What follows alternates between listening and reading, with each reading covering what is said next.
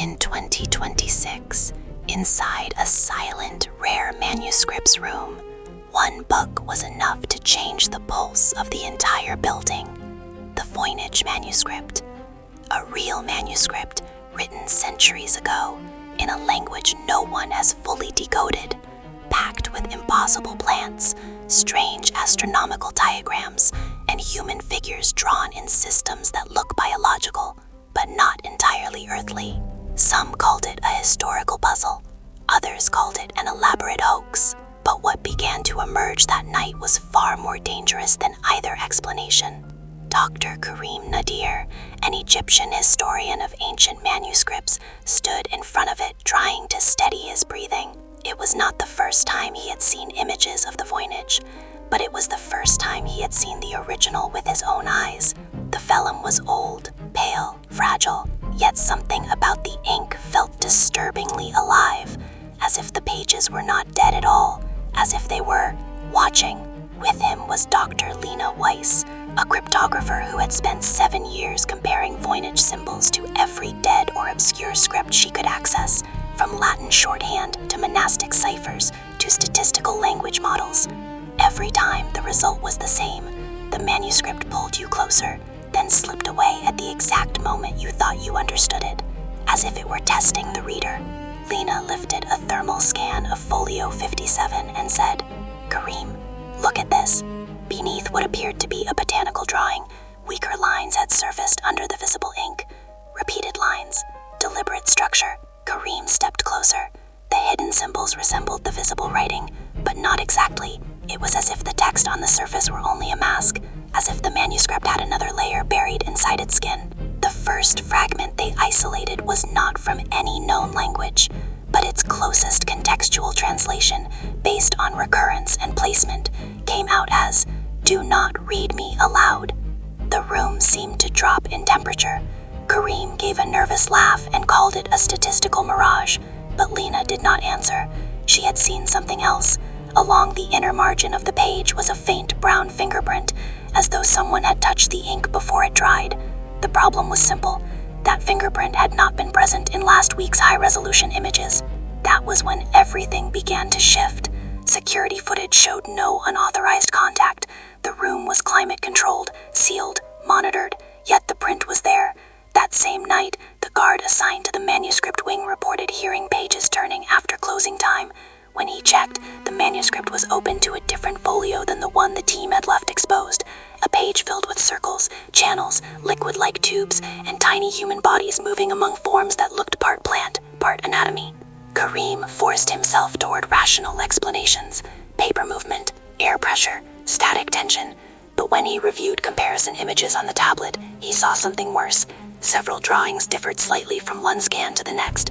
One extra branch, an eye-like seed pod, a curled stem that had not been curled before. Tiny changes, impossible to dismiss, but too precise to be random. The manuscript was not merely preserved, it was updating. Then Lena confessed something she had hidden. 2 nights earlier, she had stayed late and tested a phonetic reconstruction model, trying to pronounce clusters of Voynich symbols as if they followed tonal rules rather than grammatical ones. The instant she played the sequence, the lab lights dimmed for 2 seconds, and the microphones picked up a low-frequency vibration just beneath normal hearing range. After that, she had the same dream twice: a vast garden under a black sky, filled with the same impossible plants from the manuscript, each one connected by threads of light to stars that did not belong to any map she knew. Karim asked, "You do realize that could be exhaustion?" Lena looked straight at him and said, "Do you realize we may be dealing with a knowledge system that was never meant to be read like an ordinary book?" On the second night, they ran one final experiment in secret. No full team, no formal report. They used a multispectral scanner on the largest astronomical foldout. With each light layer, a deeper structure emerged. Not just text, not even just code, a network. The symbols connected to the plants, the stars, and pathways through the human figures drawn in strange anatomical cycles. Lena whispered, "This is not an herbal manual. It's a schematic." "A schematic for what?" Karim asked. Lena did not blink. "For transforming something." She hesitated, then finished. "Or receiving something." Then the scanner froze. Its display glitched. A single line of text appeared on the screen, not produced by the software at all. Plain Latin letters. You are reading it correctly now." Kareem stepped back. Lena turned pale. The device was offline. There was no language generation function active. The message remained for one breath, then vanished, and then a smell rose from the manuscript itself. Not dust, not leather, fresh-cut vegetation, wet, green, living, as if the page had opened onto an actual garden. Kareem extended a hand toward the page. The air above it felt colder than the room around it, as if that particular folio were draining heat from the space. Then they noticed something even worse. One of the drawn plants, a twisted stem with 7 serrated leaves, matched a marginal sketch described in a rare Arabic manuscript once housed in Cairo, destroyed by fire in 1912. Only archival notes survived. Same form, same leaves, same warning written beside it. Do not plant it in soil, plant it in memory. That sentence struck Kareem hard. His grandfather had once told him that the most dangerous sciences were not the ones that altered the body, but the ones that planted an idea in the mind and let it grow until it became stronger than the person carrying it. He had dismissed it as folklore. Now, with the Voynich open in front of him, he felt the terrible possibility of it. The manuscript was not a record of information, it was an instrument. But an instrument for what? That was when the impossible theory emerged. What if the Voynich was not written in an unknown language at all? What if it was written in a deliberately engineered one, designed to bypass normal reading? A language that only functioned when seen, heard, patterned, and repeated. Text, image, rhythm, visual recursion. Not human language in the ordinary sense. An interface. An interface to what? Kareem asked. Lena kept her eyes on the page.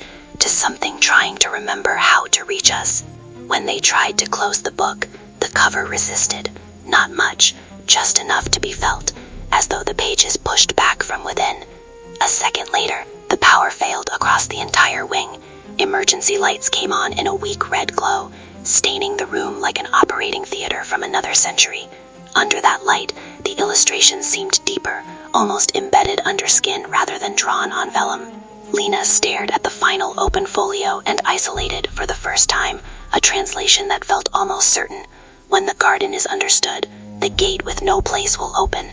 And then they heard it, not from the hallway, not from the door, from inside the pages. Slow page turning, even though the manuscript itself appeared still.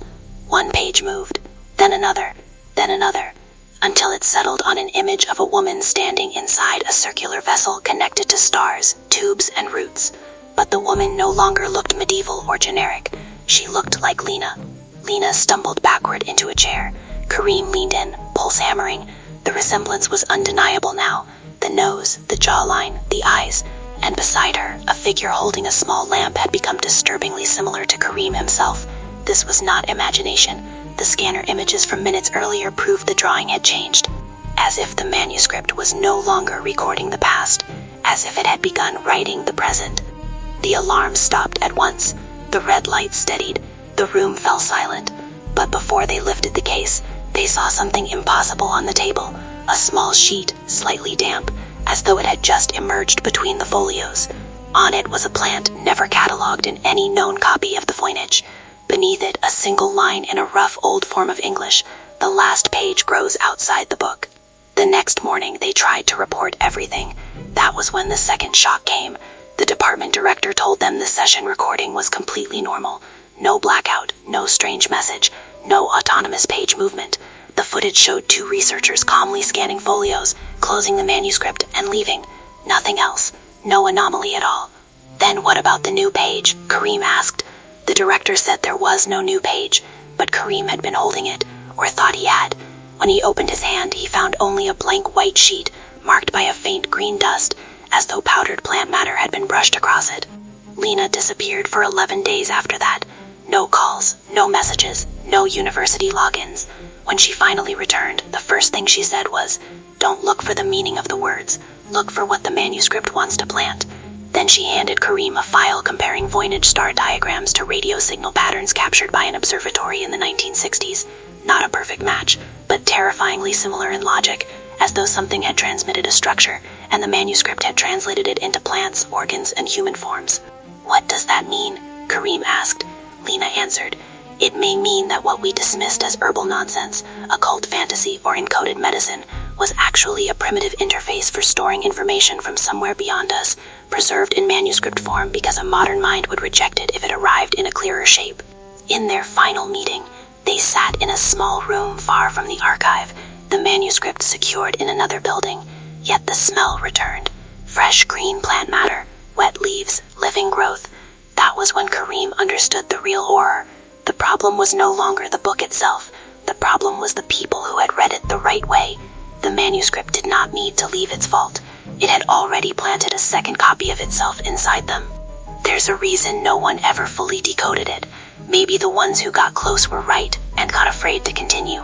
Maybe the ones who vanished from history didn't vanish because of a curse. Maybe they became the last page. A week later, Karim received an image from an unregistered number. It showed a Voynich folio that appears nowhere in any known catalog. In the center was an old map. At one point on that map, a small mark was labeled inscript close to archaic Arabic, Alexandria. Beneath it was the image of something not quite a door, more like an opening inside the trunk of an impossible plant. Karim did not answer, but when he enlarged the image, he found a microscopic line at the lower edge, so faint it seemed written only for him. The translation has not begun yet. And ever since, the question has no longer been who wrote the Voynich manuscript. The real question is this: what happens if the manuscript finally finds the right reader? Is it merely a historical mystery, or a seed of forbidden knowledge that waited for centuries for the correct mind to open it, so that it could open in return? And if the last page grows outside the book, it may be writing itself somewhere much closer than we think.